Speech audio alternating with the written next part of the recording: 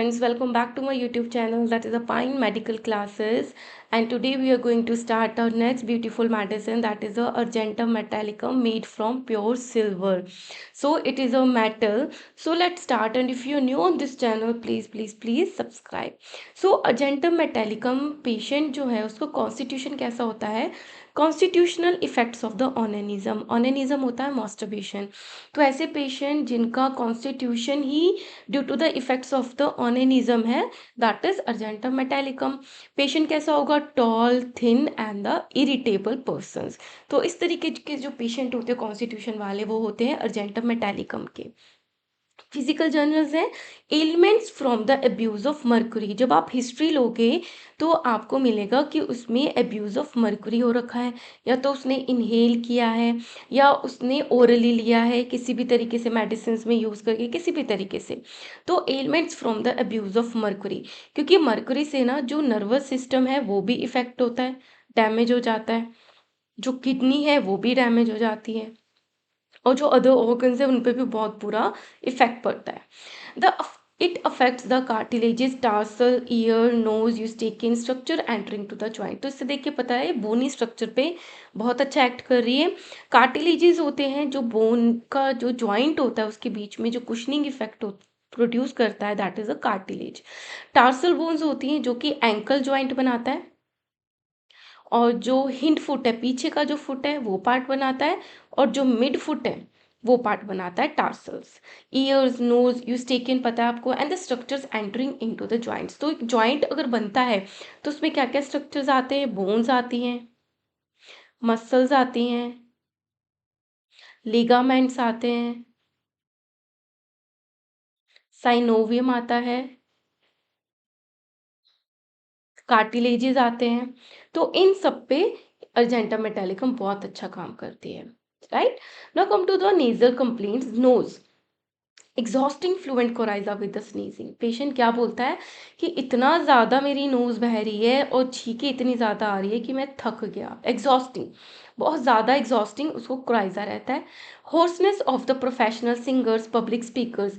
जो professional singers होते हैं उनको काफ़ी लंबे टाइम तक गाना गाना पड़ता है, अपना थ्रोट का यूज़ करना पड़ता है। Similarly in the public speakers, तो उनको ज़ोर से भी बोलना पड़ता है। तो ऐसे पेशेंट्स में अगर होर्सनेस आ रही है, मतलब चेंज इन वॉइस आ रहा है, तो अर्जेंटा मेटालिकम हम दे सकते हैं। एलुमिना एंड ऑरम ट्रिफ्लन भी होती है। ऑरम ट्रिफ्लिनम में क्या होता है? एफोनिया हो जाता है, कंप्लीट लॉस ऑफ वॉइस हो जाता है। एलुमिना में जो विनेगर और एसिड की यूज़ है उसकी वजह से इनमें हॉर्सनेस हो जाती है। ठीक है। The total loss of the voice of the professional singer, जो प्रोफेशनल सिंगर्स होते हैं, अगर कॉन्स्टिट्यूशन मैच कर रहा है तो अर्जेंटा मेटालिकम दे सकते हैं in the case of the total loss of voice. The throat and the larynx feel raw or the sore on the swallowing or the coughing. अगर पेशेंट बोलता है थ्रोट एरिया में या लैरिंग्स में जहाँ पे वो बोल रहा है, लैरिंग्स को यूज़ करके वहाँ पे उसको रॉ सॉर फील हो रहा है, कब फील हो रहा है? जब वो स्वॉलो कर रहा है कुछ या फिर कफिंग कर रहा है, तो ये मेडिसिन है। द लाफिंग एक्साइट्स कफ, अगर हंस के पेशेंट को कफ एक्साइट हो रहा है तो वो हमारी मेडिसिन है argentum metallicum. Drosera, phosphorus, stannous में भी होता है। इन तीनों में क्या होता है? थोड़ा थोड़ा डिफरेंस होता है, किसी को ठंडा खाने से, या किसी को बोलने से, किसी को हंसने से, या फिर किसी को लाउडली बोलने से। लेकिन सिम्टम्स यही होते हैं कि कुछ ना कुछ चीज़ें जो हैं, कफ जो है, इन तीनों को और अर्जेंटा मेटालिकम को एक्साइट करती है, laughing, and produces the profuse mucus in larynx. और लैरिंग्स के अंदर बहुत ज़्यादा ही स्पूटम म्यूकस जो है वो प्रोड्यूस होती है। So when reading aloud has to hem and hawk. तो जब पेशेंट जो है बहुत तेज बोलता है, पेशेंट क्या बताएगा कि जब मैं बहुत तेज बोलता हूँ तो मुझे इस तरीके से करके जो म्यूकस है वो निकालनी पड़ती है। And cough with the easy expectoration, cough आता है लेकिन बाहर भी जो स्पूटम है बहुत इजीली निकल जाता है। और कैसा होता है sputum? Gelatinous viscid mucus looking like the boiled starch. Gelatinous gel जैसा, विसिड मतलब चिपचिपा सा, एंड ऐसा लगता है कि स्टार्च जैसे बॉयल किया होता है उस तरीके से दिखने में होता है। There is a great weakness of the chest worse left side. Patient बताता है कि मेरे चेस्ट में बहुत ज़्यादा वीकनेस हो रही है, और ज़्यादा वीकनेस कहाँ हो रही है? लेफ्ट साइड पे हो रही है। स्टेनम मेट में भी क्या होता है? बहुत ज़्यादा वीकनेस होती है पेशेंट को चेस्ट में, बट उसको मतलब बोलने में भी बहुत ज़्यादा वीकनेस होती है। ऐसे लिखते हैं can not able to talk. कि वो बोल ही नहीं पाता, इतनी ज़्यादा वीकनेस है। Alteration in the timber of voice with the singers and the public speakers. Timber होता है जो क्वालिटी ऑफ वॉइस है वो चेंज हो जाना। तो जो पब्लिक स्पीकर्स हैं या फिर सिंगर्स हैं उनका जो टिम्बर है, जो क्वालिटी ऑफ वॉइस है वही चेंज हो जाती है। The raw spots over the bifurcation of the words when using voice talking और द सिंगिंग। और जो बाइफर्केशन होता है, जैसे इस तरीके से लेरिंग्स है, लेरिंग्स के नीचे के पार्ट से ट्रेकिया स्टार्ट हो जाता है, जहाँ पे बाइफर्केशन हो जाता है, मतलब टू में डिवाइड हो जाता है। और जो लेफ्ट साइड है वो लेफ्ट लंग में एंटर हो जाती है, और जो राइट साइड है वो राइट लंग में एंटर हो जाते हैं। तो जहाँ पे बाइफर्केशन है वहाँ पे एक रॉ स्पॉट होता है, ठीक है। तो जहाँ पे पेशेंट को बहुत ज़्यादा पेन होता है, ठीक है। और वो कब होता है ज़्यादा? When using the voice talking और सिंगिंग। जब अपनी वॉइस को ओवर यूज़ कर लेता है या बोलता है या सिंगिंग करता है तो वहाँ पे उसको रॉ फील होता है। Now come to the male reproductive system. तो मेल रिप्रोडक्टिव सिस्टम में क्या है, हमने पढ़ा था, it is a constitutional effects of the onanism में हम अर्जेंटम मेटालिकम देते हैं। तो सेमाइनल जो एमिशंस है after onanism almost every night without erection with the atrophy of the penis. तो ये सारे सिम्टम्स आते हैं। एट्रोफी में क्या होता है, जो साइज होता है वो रिड्यूस हो जाता है, साइज रिड्यूस्ड, ठीक है। The crushed pain in the testicles, और टेस्टिकल में क्रशिंग टाइप ऑफ पेन होता है। रोडोडेंड्रन में भी इस तरीके से होता है।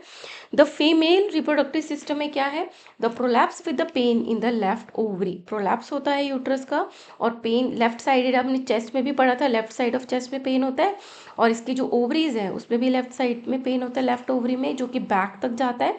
और फिर कहाँ पे एक्सटेंड होता है, फॉरवर्ड एंड द डाउनवर्ड्स, आगे आके और नीचे की तरफ पेन होता है। अगर राइट साइड ओवरी में पेन होता है then we can think of palladium. The climacteric haemorrhage, अगर क्लाइमेक्टेरिक एज में हैमरेज हो रहा है। क्लाइमेक्टेरिक एज क्या होती है, जब फीमेल रिप्रोडक्टिव फेज से नॉन रिप्रोडक्टिव फेज में एंटर करती है।